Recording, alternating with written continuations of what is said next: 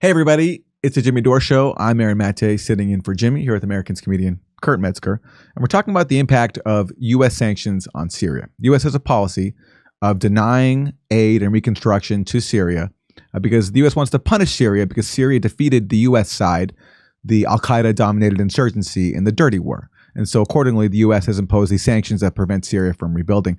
And that's causing now a major obstacle now that Syria has just suffered this devastating earthquake. Now, the U.S. has announced some exemptions on those sanctions, but we'll see whether those exemptions actually have any teeth. But meanwhile, all this makes it pretty awkward for a U.S. media that tries very hard to obscure and hide the key role of U.S. sanctions in hurting ordinary Syrians. So a rare admission of fact came through recently in the New York Times. This was what the Times said after the earthquake. It said this: Syria is not able to receive direct aid from many countries because of sanctions.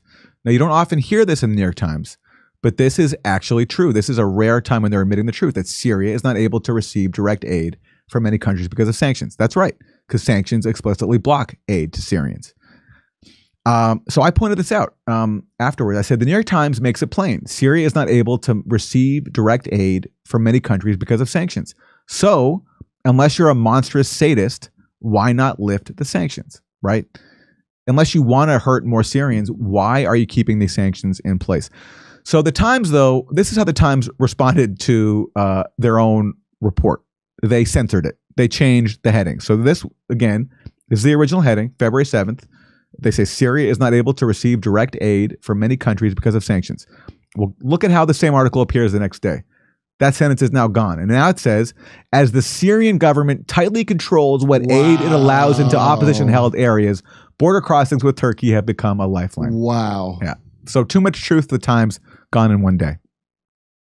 And here's more. This is an explicit call in the Washington Post to kill Syrians. It says, this is the headline, "Don't lift sanctions on Syria to help earthquake victims." And it's written by a former State Department official. Who's making an explicit call to keep the sanctions in place, even though everybody knows that these sanctions hurt civilians and especially now hurt earthquake victims and denying them aid. But these people don't care because they want to make Syria suffer so much that the people just give up and overthrow the government themselves because the U.S. and its allies couldn't do that by funding a dirty war for 10 years. And here is Mohammed Morandi. This is what he says in response to that. He says, the uncivilized world. Yes, the uncivilized world that claims to be in Syria on the side of democracy and freedom and against authoritarianism, but still advocates denying ordinary Syrians life-saving aid. That's the uncivilized world. Doing live stand-up comedy in Tempe, Palm Springs, Milwaukee, Nashville, Northampton, Massachusetts, Syracuse, Cohoes, New York, and Hartford, Connecticut. Go to jimmydore.com for a link for tickets and become a premium member. Get access to all our content.